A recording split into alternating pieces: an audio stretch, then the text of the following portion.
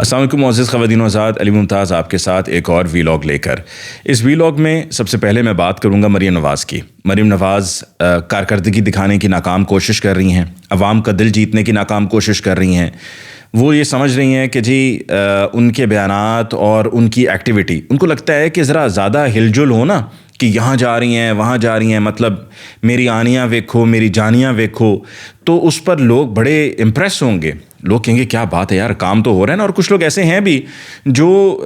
Content پہ نہیں جاتے، یعنی کہ میٹر پہ نہیں جاتے کہ بھائی رزلٹ بتاؤ کہ رزلٹ کیا ہے. بس یہ جو پھرتیاں ہیں اور ادھر ادھر آنیاں جانیاں اور تصویریں کھنچانا اور اس کی تشہیر کرنا، اور بس وہ کہتے ہیں نا کہ جی میک نوائز یا لک بزی ڈو نتھنگ، کہ مصروف نظر آؤ پر کرو کچھ نہیں. تو وہی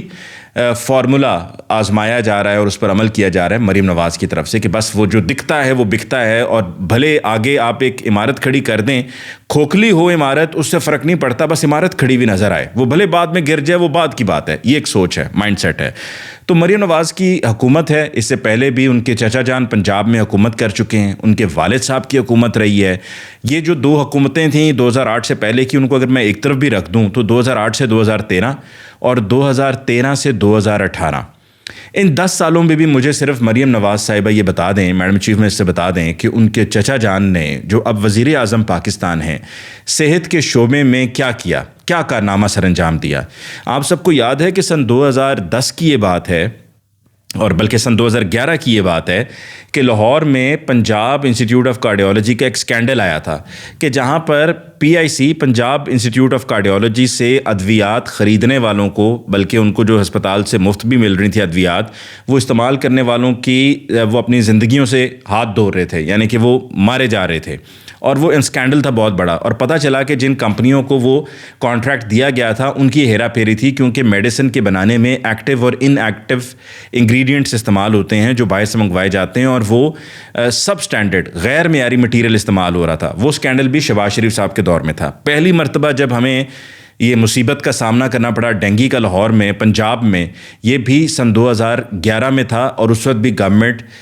PMLN کی تھی، شہباز شریف صاحب کی تھی. اچھا، اب آپ دیکھ لیجئے کہ ہسپتالوں میں کوئی ہسپتال نہیں پہلے بنا، صرف وہ جنرل ہاسپٹل بنا جو 1990s میں بنا، اس کے علاوہ اور کوئی ہسپتال نہیں بنا. اور ہمارے ہاں پنجاب انسٹیٹیوٹ آف کارڈیالوجی ایک ہسپتال ایسا ہے امراض قلب کے لیے، اور لوگ بڑی دور دور سے آتے ہیں. اور وہاں پر لوگوں کی ویڈیوز آئی ہیں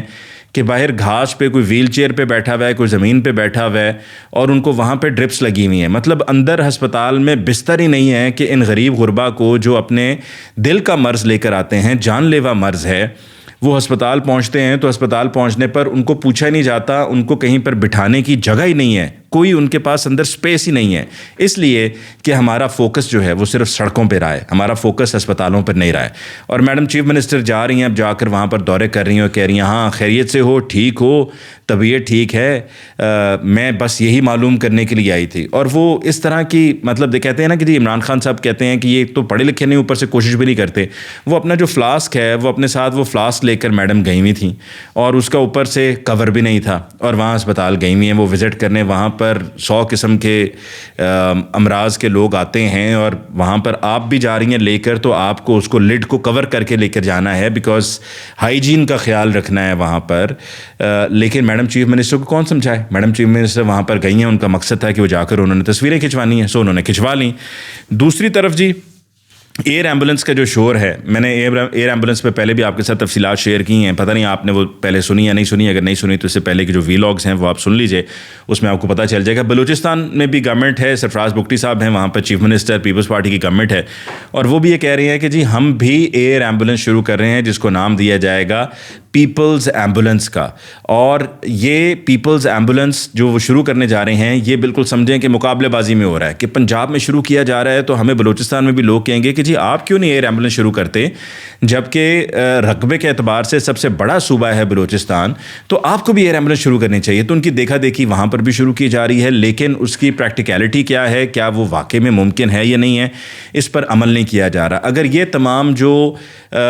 سارے یہ جو ششکیں ہیں، یا یہ جو سارے آپ مطلب توجہ حاصل کرنے کے لیے اور آپ سمجھ رہے ہیں کہ اس میں عوام میں بڑا اس کو پسند کیا جائے گا کہ کیا بات ہے جی، ہیلی کاپٹر آتا ہے اور ہیلی کاپٹر میں بٹھا کر پھر لوگوں کو جو زخمی ہوتے ہیں یا اگر کوئی سیریس ہے، بہت زیادہ طبیعت جس کی زیادہ خراب ہے، تو ان کو لے کر جایا جاتا ہے۔ یہ سب کرنے سے بہتر ہے کہ اگر آپ صحت کارڈ کے اوپر ہی فوکس کر لیں۔ اتنا زبردست وہ منصوبہ تھا جس کو آپ نے روک دیا ہوا ہے صرف اس لیے، اور اس پر میڈم چیف منسٹر کی وہ آڈیو کال بھی 2022 میں سامنے آئی تھی کہ جس میں وہ شہباز شریف صاحب سے کہہ رہی ہیں کہ ان کے پاس صرف صحت کارڈ ہی تو ہے، تو وہ صحت کارڈ کو اسی وجہ سے روکا گیا کہ یہ صحت کارڈ عمران خان صاحب کا لایا ہوا تھا۔ مطلب اپنے سیاسی فائدے کے لیے عوام جائے بھاڑ میں، عوام کو چاہے جو نقصان پہنچتا ہے وہ پہنچتا رہے، ان کو کوئی پرواہ نہیں۔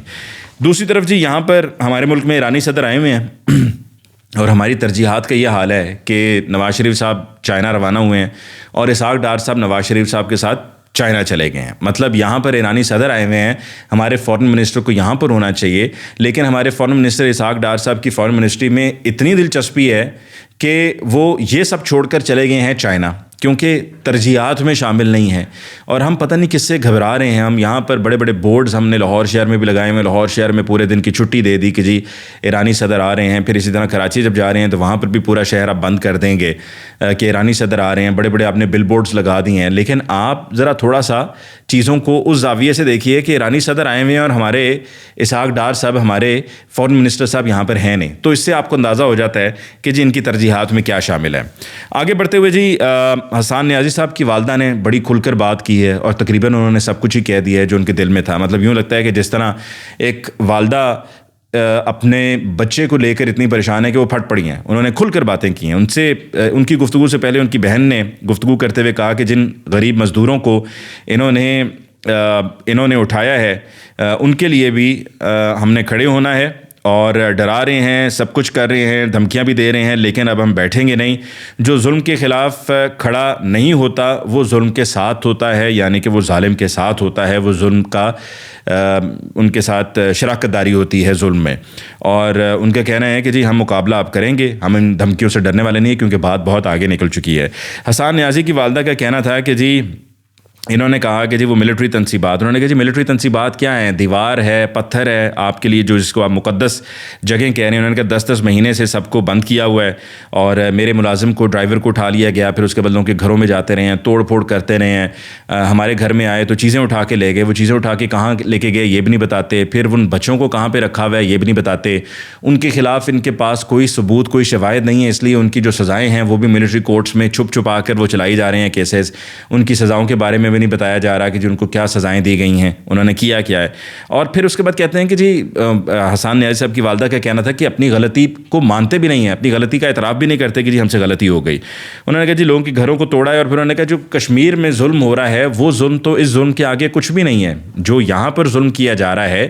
یہ ظلم اس ظلم سے کئی گنا زیادہ ہے جو کشمیر میں، مقبوضہ کشمیر میں کشمیریوں پہ کیا جا رہا ہے۔ بلکہ کہتے ہیں کہ جی وہاں پر بھی انہوں نے مثال دی کہ کشمیر میں بھی اگر کوئی نکلتا ہے احتجاج کرتا ہے تو ان پہ گولیاں نہیں چلائی جاتی۔ انہوں نے کہا جی 25 یہاں پر لوگوں کو شہید کر دیا گیا، اور وہ جناح ہاؤس کی، کور کمانڈر ہاؤس کی بات کرتے ہیں کہ جی ہماری مقدس جگہ۔ انہوں نے کہا جی اس کی کیا کہتے ہیں، لوگ تو کہتے ہیں جی کور کمانڈر ہاؤس میں چلے گئے، جناح ہاؤس میں چلے گئے، انہوں نے کہا لوگ تو خانہ کعبہ کے اندر بھی جاتے ہیں، اور اس میں کون سی مقدس چیز تھی کہ جس کے اوپر آپ کو اتنا ناگوار گزرا کہ آپ نے کہا کہ جی ہماری مقدس جگہ ہے۔ پھر کہتے ہیں کہ جی ہمیں کہتے ہیں کہ آپ فوج کا نام نہ لیں، آپ بول کیوں نہیں؟ انہوں نے کہا جی ہم کیوں نہ بولیں، یہ فوج بھی ہماری ہے، ہمارے ملک کی فوج ہے، تو ہم اس کے خلاف یا ہم اس پر بات کیوں نہ کریں۔ پھر انہوں نے کہا کہ جی ہم اس پر کورٹ بھی جا رہے ہیں، پھر انہوں نے کہا جی ہم اس پر ایک ویڈیو بھی بنانے جا رہے ہیں، وہ ویڈیو بھی ہم منظر عام پر لے کر آئیں گے اور ہم بتائیں گے کہ یہ سب ہوا کیا ہے۔ اور انہوں نے کہا عباد فاروق کی جہاں تک بات ہے تو عباد فاروق خود کو جو ہے نا وہ بیمار تھا اور خود کو نقصان پہنچانا چاہ رہا تھا یا اپنی زندگی وہ لینا چاہ رہا تھا، تو اس پر یہ بتایا گیا کہ جی اس کو وہاں سے شفٹ کیا گیا، کیونکہ اس کو جب اس کے بیٹے کی وفات پر صرف محض کچھ لمحوں کے لیے لایا گیا تھا، اس کے علاوہ اس کو وہاں پہ وقت نہیں گزارنے دیا گیا تھا، اور عباد فاروق کو پھر اس کے بعد وہاں سے لے گئے تھے۔ تو ان کا کہنا ہے کہ جی عباد فاروق کو خود چونکہ وہ اپنے آپ کو نقصان پہنچانا چاہ رہا تھا، اپنی زندگی نہیں لگا تھا، سوئسائڈ کرنے لگا تھا، تو اس وجہ سے اس کو وہاں سے شفٹ کیا ہے۔ اور حسان نے چونکہ اس کے اوپر بات کی، آواز اٹھائی، تو حسان کو بھی اس وجہ سے وہاں سے انہوں نے شفٹ کر دیا۔ اور کہتی ہیں کہ جی پاک فوج کو بھی میں یہ کہوں گی کہ آپ ان کو انسانوں کی طرح ٹریٹ کریں،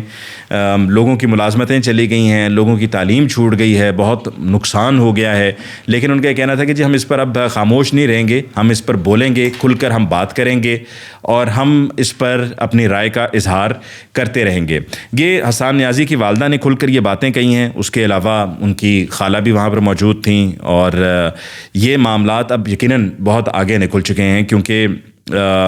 پریشانی ہے سب کو کہ 1 سال ہونے کو ہے, لوگ بند ہیں, قید ہیں,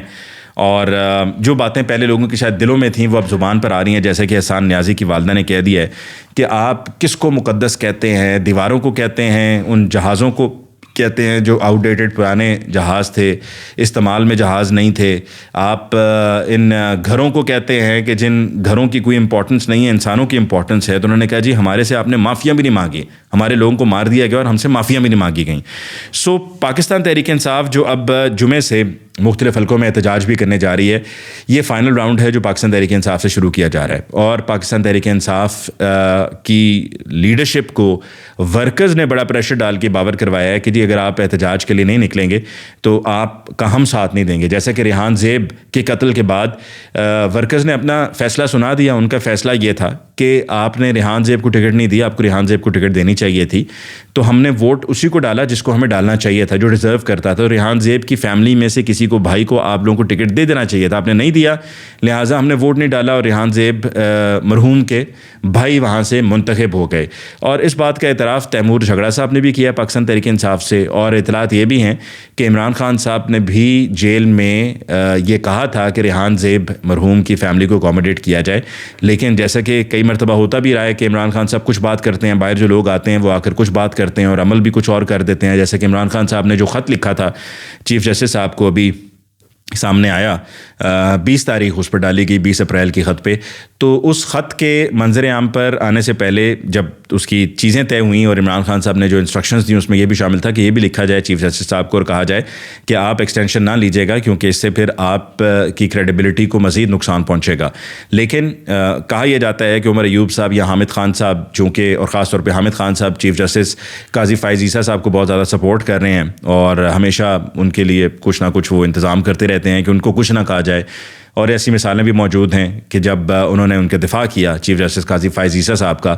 تو یہ حامد خان صاحب نے یہ جملہ خط میں نہیں ڈلوایا, ورنہ عمران خان صاحب کی طرف سے کہا گیا تھا کہ خط میں یہ بات لکھی جائے. اس کے ساتھ ہی مجھے علی ممتاز کو دیجیے اجازت. اللہ نگہبان.